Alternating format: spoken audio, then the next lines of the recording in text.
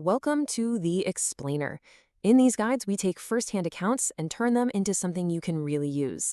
And today, we are following a traveler's journey to one of the most incredible landmarks on the entire planet. We're going to break down everything from the bus ride to the actual climb.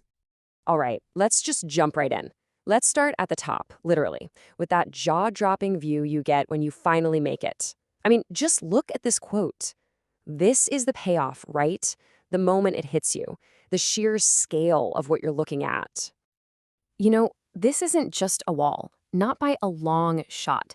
It's this incredible symbol of human ambition, of thousands of years of history all rolled into one. So that's what we're going to do in this explainer. We're going to break down what it's actually like to be there, piece by piece. But hey, before you get that epic view, you've got to get there first. And that is an adventure all on its own. So let's trace our traveler's footsteps, starting from the bustling city all the way out to those mountains where the wall is just waiting for you. Okay, so our source actually breaks the whole trip down into 4 super simple steps. It makes what could be a really complicated trip feel totally doable. You start on the metro, then you just hop on bus 880 for about an hour, and boom, it takes you right to the most famous section, Badaling. And get this, the cost for the whole journey, it's shockingly cheap. Our traveler paid just 7 yuan for the metro, and then another 11 yuan for that 70-kilometer bus ride. So what's that? 18 yuan total. We're talking just a couple of bucks to get to one of the wonders of the world. That's amazing. All right, so you've made it. You're there. But, and this is a big but, getting to the wall is only half the battle. The next big challenge is getting on it. And right away, you've got a pretty big decision to make about how you're going to tackle the ascent. So you basically have 2 choices. You can hike it, which takes about 3 hours and is included in your ticket price. Or you can do what our traveler did and take the funicular up. It'll cost you an extra 100 yuan, but it saves you at least an hour of climbing, which is a huge deal if you're on a tight schedule. And let's be clear, this is a real climb. We're not talking about a gentle walk in the park here. The source really drives this point home. Some parts are so steep, you literally have to hold on with your hands just to keep from falling. It's no joke.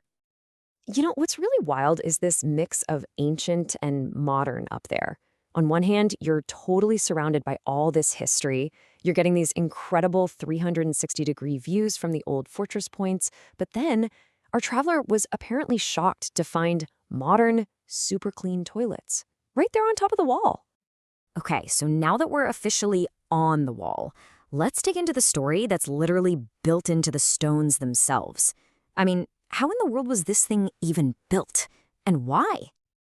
So this timeline makes it really clear. The Great Wall wasn't just one single project. Nope, it actually started more than 2,500 years ago. The first emperor, Qin Shi Huang, is the one who famously ordered all these existing walls to be connected to protect against tribes from the north. But it didn't stop there. It was built and rebuilt by dynasty after dynasty for centuries. The sheer scale of this construction is it's mind-blowing. It was built mostly with granite they found right there, on site. And the labor force? An estimated 10 million people. A lot of them were prisoners, basically working off their sentences. And the human cost? Wow, it was huge.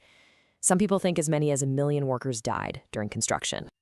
Okay, this is one of my favorite little details from the source. An engineering secret, really? The mortar.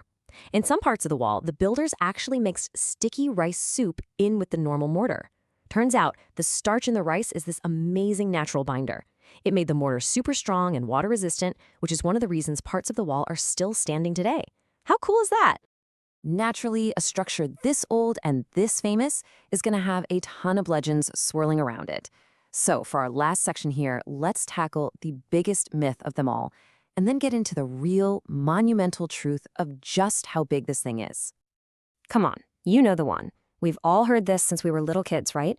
It's probably the most famous claim about any man-made thing ever. Can you really see the Great Wall of China from the moon? And the answer is a big, fat no. It's just not true. The source confirms what astronauts have been saying for years. It's a total myth. I mean, think about it. The wall is only about 20 feet wide. There's no way you could see something that narrow from low Earth orbit, and definitely not from the moon. So, okay, you can't see it from space. But the real story, the truly mind-blowing part, is its length right here on Earth.